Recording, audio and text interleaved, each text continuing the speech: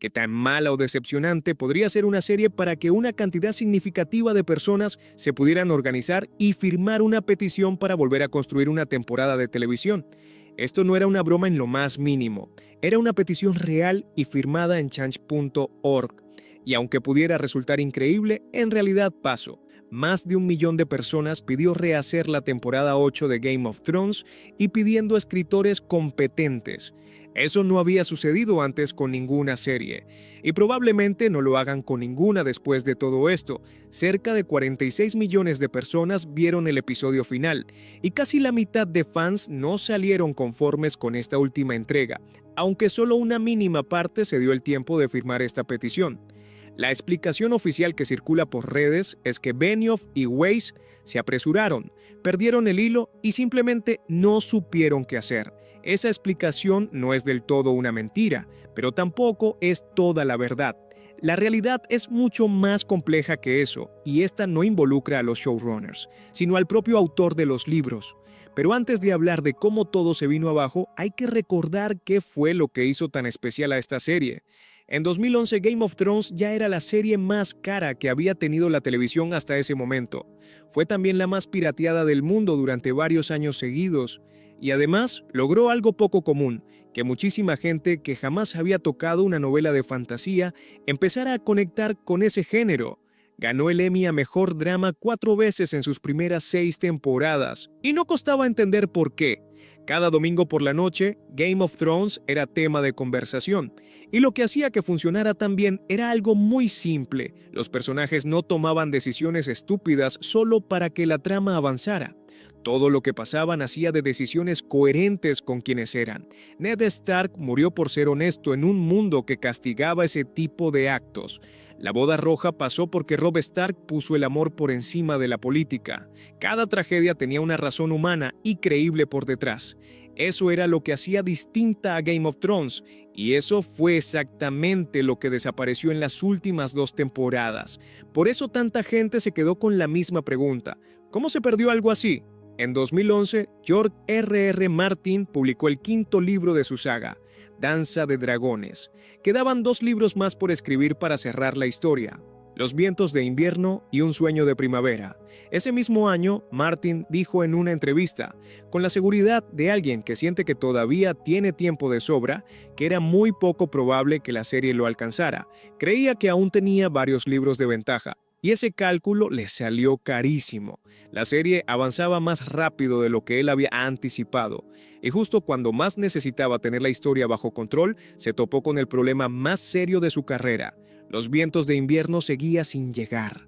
En 2015 tuvo que admitirlo en público. Lo escribió en su propio blog con una honestidad brutal. Lo intenté, de verdad lo intenté. Fallé. Superé el plazo de Halloween y ahora también he superado el del fin de año. Eso fue en 2015. Estamos en 2026 y ese libro sigue sin llegar. La serie llegó a la temporada 6 sin tener más material original que adaptar. Y desde ese momento, Benioff y Weiss se quedaron solos tratando de cerrar una historia que poco a poco se les estaba escapando. Eso es como pedirle a alguien que termine de construir una catedral con los planos incompletos. Puedes hacerlo, pero el resultado no va a ser lo mismo. Cuando la serie alcanzó al libro, lo lógico habría sido lo opuesto: apoyarse más en Martin que nunca. Él conocía el destino de los personajes, sabía hacia dónde iba cada uno, tenía el final de la historia claro en la cabeza desde hacía décadas. Lo que ocurrió fue exactamente lo contrario. En 2022, Martin le dijo al New York Times algo que todavía genera debate. A partir de las temporadas 5 y 6, y desde luego en la 7 y la 8, ya estaba prácticamente fuera de la jugada. El periodista le preguntó por qué, y Martin respondió: no lo sé. Tendrías que preguntarle a Dan y a David. Benioff y Weiss no respondieron a esa pregunta, y siguen sin responderla. Lo que sí se sabe es que la temporada 4 fue la última en la que Martin escribió un episodio. A partir de ahí su participación fue reduciéndose hasta desaparecer por completo.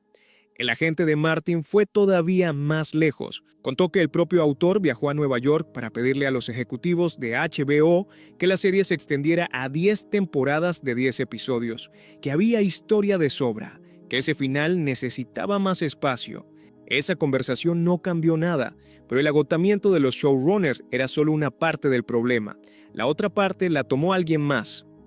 David Benioff y D.B. Weiss llevaban casi 10 años metidos en Westeros, y hacer Game of Thrones estaba muy lejos de ser un trabajo normal. El documental The Last Watch sobre el rodaje de la 8ª temporada deja eso clarísimo. Un equipo técnico al límite, gente llorando de agotamiento, noches enteras grabando en el frío y meses sin ver a sus familias.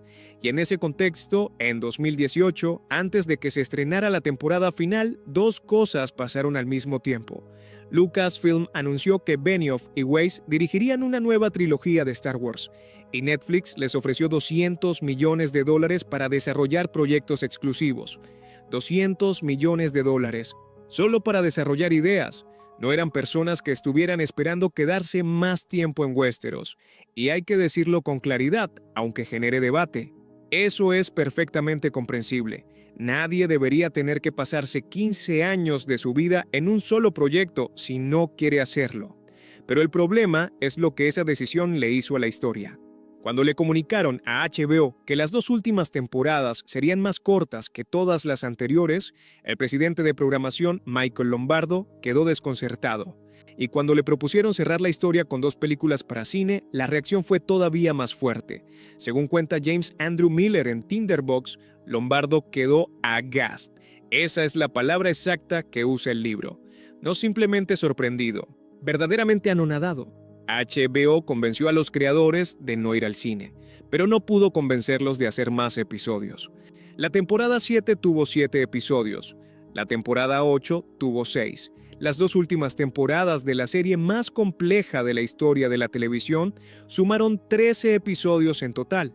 El resultado de todo eso llegó a la pantalla de una forma que los fans reconocieron de inmediato.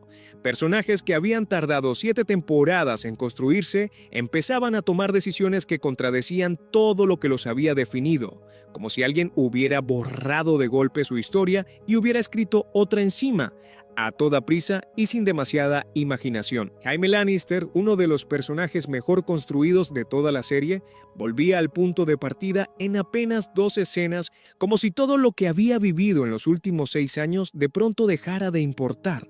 Y Daenerys Targaryen pasaba de heroína a villana en el espacio de un solo episodio, sin que el guión hubiera preparado una transformación así con el tiempo, el peso y la profundidad que necesitaba.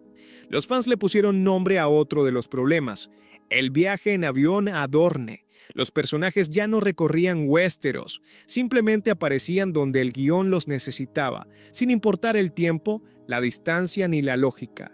Y así, un mundo que durante 7 temporadas se había sentido real de pronto dejó de sentirse creíble. Y luego estaba el Señor de la Noche, el gran antagonista de toda la serie, la amenaza que habían construido durante 8 años como algo mayor que cualquier guerra política.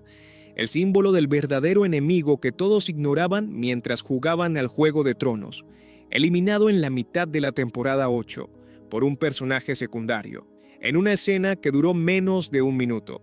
Y mi opinión es que ese fue el momento en que la serie perdió a una parte de su audiencia para siempre, porque liquidó en segundos la amenaza que había justificado toda la historia. La reacción fue inmediata y global. Más de 1 millón de firmas pidiendo rehacer la temporada. Benioff y Weiss cancelaron su aparición en la Comic Con de San Diego. La trilogía de Star Wars fue cancelada en silencio meses después. Y el contrato con Netflix, después de años, solo produjo una serie, Problema de los 3 cuerpos. No llegó con la fuerza que muchos esperaban. Todo ese prestigio creativo que habían acumulado durante años se evaporó en muy poco tiempo. La versión más cómoda de esta historia culpa a Benioff y Weiss de todo, y yo entiendo esa versión. Es la más fácil de sostener, pero creo que es incompleta y creo que es injusta. Porque hay un hecho que esa narrativa convenientemente ignora.